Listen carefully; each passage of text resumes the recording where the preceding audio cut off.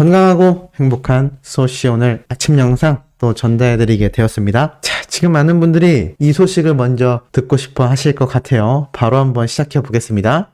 자, 어제도 이렇게 많은 어린 팬들이 오늘도 준비됐나? 라면서 22시 23분, 그러니까 10시 30분쯤 되기 전에 이런 글이 올라왔죠. 그러면서 손 빠르면 되도록 11시부터, 많으면 10시 반부터 고고라면서 들어가자라고 되어 있습니다. 바로 영웅님의 아이돌 플러스 인기상 투표였죠. 이미 이 시간대 많은 팬분들이 들어가자라면서 투표에 들어가기 시작한 거죠. 자, 그렇다면 결과는 어떻게 됐을까요? 자, 이 엄청난 결과 현재 시각 기준으로 세로 고침해서 한번 쭉 내려보도록 하겠습니다. 자, 이 결과는 정말 대박입니다. 6일차 연속 영웅님이 1위를 달성한 상태입니다. 너무 멋지지 않습니까? 162만 884표 대 158만 5100표. 이제는요, 162만 대 158만입니다. 그러면 거의 4만 표 이상의 차이를 보여주고 있습니다. 득표율도 한번 볼까요? 득표율을 보니까 46% 대 45%. 1%의 투표율 차이를 보여주고 있다는 것이죠. 자, 그만큼 요번 영웅님의 6일차 투표수는 그 격차 더 많이 벌어졌습니다. 물론 전체 투표수가 상승되고 있기 때문에 득표율로 비교하면 큰 차이가 없어 보이지만 실제 투표수의 차이를 보면 4만 표 이상 벌어지고 있다는 것이죠. 그렇다면 여기서 이제 우리가 끝났구나 하고 안심하면 안 되겠죠? 맞습니다. 영웅님의 이 투표는 10월 4일까지 이루어지기 때문이고요. 두 가지 때문에 더더욱 신경 쓰셔야 됩니다. 자, 첫 번째, 바로 영웅님의 이 득표가 10월 4일날까지 진행이 되는데, 자, 이 10월 4일날 12시에 투표가 마감되기 직전에 방탄소년단에 굉장히 많은 투표가 몰릴 수도 있기 때문입니다. 근데 여기에 대해 염려하시는 분들이 이 소씨에게 문의를 해주셨는데요. 여기서 저는 좀 생각이 다릅니다. 물론 안심하자라는 건 아니지만 너무 크게 불안해하실 필요가 없다라고 말씀드리고 싶어요. 왜냐하면 이 투표수라는 게 하루에 한 계정당 한 번밖에 못하지 않습니까? 예를 들어서 10월 3일 날까지 투표하지 않았던 투표권을 모아서 가지고 있다가 마지막 날 우르르 투표하는 거는 불가능합니다.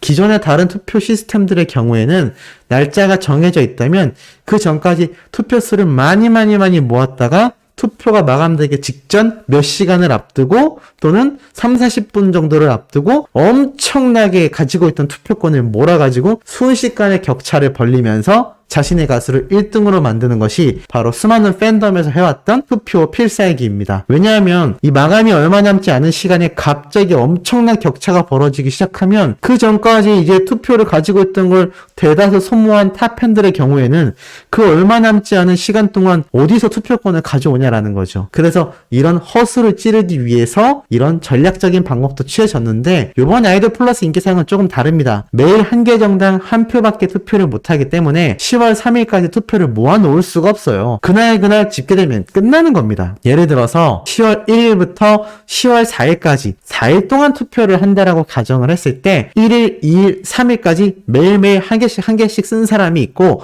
어떤 사람은 쓰지 않고 모으고 있다가 마지막 3일째 날만 투표를 했다면 그 사람은 투표 한 장밖에 못하는 겁니다. 1일, 2일, 3일 매일매일 투표한 사람은 벌써 3장을 투표하게 된 것이죠.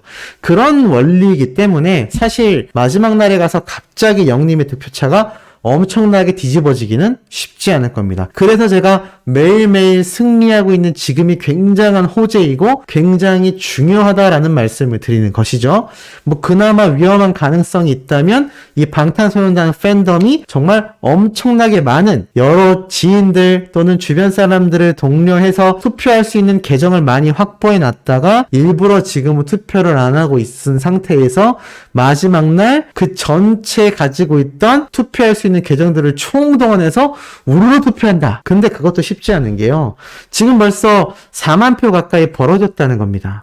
이 득표수가 매일 하루에 10,000표씩만 격차가 벌어져도요. 지금 남아있는 기간이 9월 22일이니까 얼마나 수십일의 시간이 남아있습니까? 이 수십일의 시간 동안 매일 10,000표씩만 차이가 나도 10일이면 10만 표, 15일이면 15만 표의 차이가 납니다. 그걸 당일날 한꺼번에 메꾼다? 쉽지가 않죠. 그래서 지금부터 이 격차가 적어 보여도요, 매일매일 승리를 해서 달려가는 게 차곡차곡 쌓이면 나중에는 정말 근소한 차이로 영님이 승리할 수 있다라는 말씀을 제가 계속 드린 것이고, 자, 두 번째로는 또 중요한 내용입니다. 이거 헷갈리시는 분들이 여전히 많이 계신 것 같아요. 지금 10월 4일 12시까지 진행된다고 했는데 이 오전 오후 개념을 조금 헷갈려서 생각하시는 분들이 있는 것 같아서 제가 정확하게 말씀을 드리겠습니다. 영어로 뭐 PM 12시 뭐 이런 말보다도 가장 정확한 건 낮 12시입니다. 정오라고 생각하시면 될 것 같아요. 정오.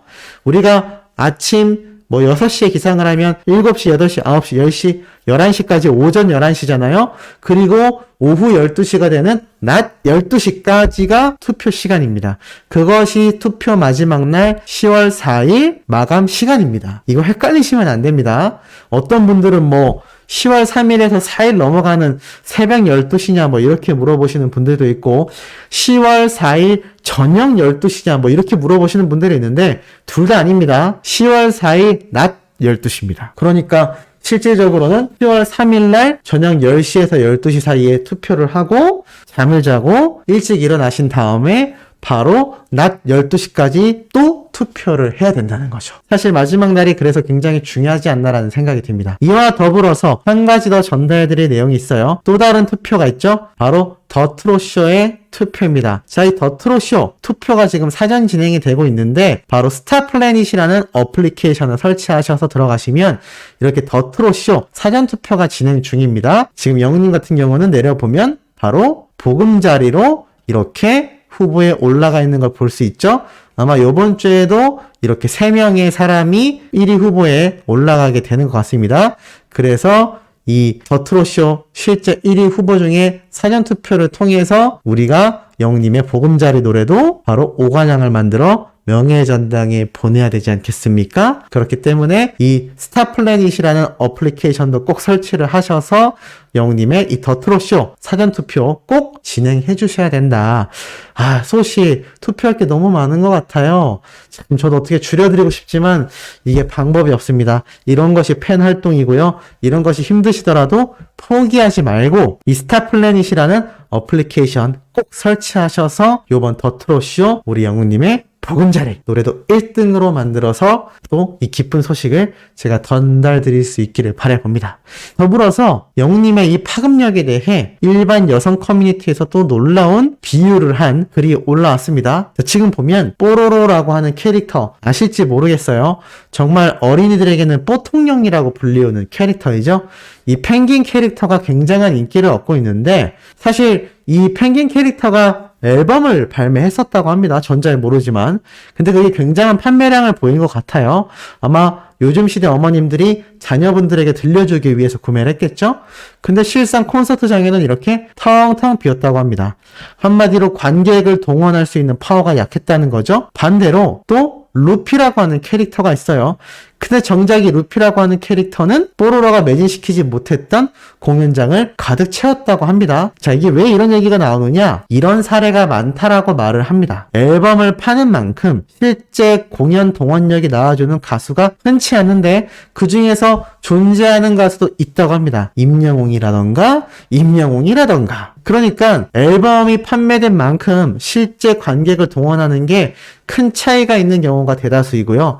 물론 그만큼 관객을 동원하는 가수도 덜어 있는데 바로 영님의 예를 일반 커뮤니티에서도 들고 있는 겁니다. 그래서 결론은 요즘에 앨범 엄청나게 판매했다고 하는데 정작 열리는 공연 규모는 판매량에 비해 너무 적다라고도 말을 합니다. 그래서 뭐 아이돌들이 초동 판매 40만 장 해도 이제는 콘서트장에 동원할 수 있는 관객이 많지 않다라는 것이죠. 그래서 요즘에는 이 앨범 판매량도 중요하지만 이제는 이렇게 판단한다고 합니다. 10만 장 팔았다는 가수가 또 40만 장 팔았다는 가수가 있다고 한다면 비슷한 규모의 공연장 관객 동원이 될 수도 있다고 합니다. 그러니까 10만 장을 파는 가수나 40만 장을 파는 가수나 큰 차이가 없는 경우가 있다는 거죠.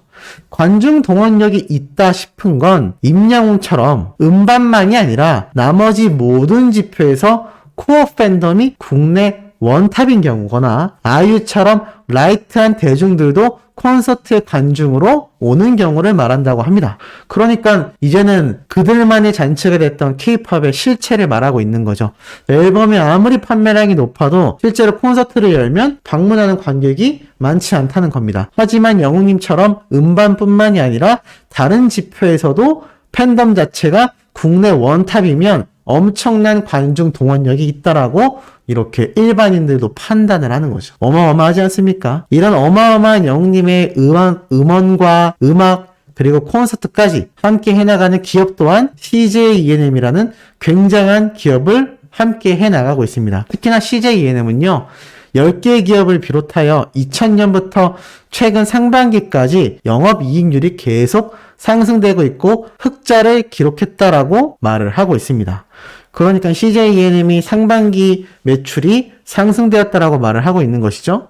나아가선 잘 나가는 KT 그리고 신세계, CJ ENM 등의 공통점을 이야기하고 있습니다. 사실 이 외에도 굉장히 흑자를 기록하지 못하고 힘들어하는 것도 많다라고 말을 하는데요. CJ ENM은 이 10개 기업과 함께 더불어서 매번 흑자를 보여주고 있다라고 말을 합니다. 그 이유가 뭐겠습니까? 바로 이런 굉장한 투자 때문이겠죠. 글로벌 엔터를 향한 CJ ENM의 뚝심, 투자로 결실을 맺었다. CJ ENM이 이때까지 해외 사업 주요 성과를 살펴보면요. 영화 기생충, 스튜디오 드래곤에서 만들어진 각종 OTT 컨텐츠들, 또 나아가 일본 5대 지상파와 협약을 맺었고 미국 파라마운트라고 하는 OTT와 글로벌 협약도 맺었고요. 나아가선 미국에서 제작하는 스튜디오인 피프스 시즌을 또 인수해서 브로커, 헤어질 결심 같은 영화로 국제영화제에서 수상을 하고 뮤지컬 분야도 뻗쳐나가고 결국 CJ ENM은요. 굉장한 글로벌 토탈 엔터테인먼트 기업이라는 최종 목표에 다가섰다라고 말을 합니다. 자, 그렇다면 이 CJ ENM이 추구하는 온라인, 오프라인, 엔터테인먼트 사업 부분에서 오프라인은 어느 정도 틀이 이제 많이 갖춰졌는데 이제 문제는 온라인이죠. 이 온라인에는 뭐가 있죠? 맞습니다. CJ ENM의 티빙이 있죠. 그런데 그 티빙이 전면적으로 내세웠던 게 공연 생중계였고 이 공연 생중계 컨텐츠가 전 세계 1위인 넷플릭스도 고려할 만큼 굉장히 신규 시장인데 영웅님의 히어로 콘서트를 통해서 티빙이 엄청난 흑자를 기록했고 엄청난 신규 가입자와 시청 점유율을 냈기 때문에 제가 누누이 말씀드렸던 영웅님의 이 CJ ENM이 글로벌 엔터테인먼트 기업으로 거듭나고 있는 상황 속에 온라인, 오프라인 양쪽 모두를 공연, 콘서트, 컨텐츠로 영웅님의 파워를 증명해낼 수 있는 길이 점점 더 다가오고 있다라는 겁니다. 아마 CJ ENM이 누구보다도 이걸 잘 파악하고 있을 것 같습니다. 지금 이런 방탄소년단과 직접 경쟁을 해서 1등을 해내고 있는 그 가수가 전 세계에 누가 있겠습니까? 우리나라만이 아니라 전 세계에도 없을 거라 생각이 듭니다. 그러니 영웅님의 이 글로벌 진출화, CJ ENM과 함께 그려나갈 앞으로의 행보가 더욱더 기대가 될 수밖에 없는 상태인 거죠. 자, 오늘 오후와 저녁에도 변함없는 영웅님의 가슴 벅찬 소식 팩트 담아 전달해드릴 예정이니 구독, 좋아요, 알림 설정, 영웅님의 스밍 활동 부탁드리며 이번 영상 여기에서 마치도록 하겠습니다.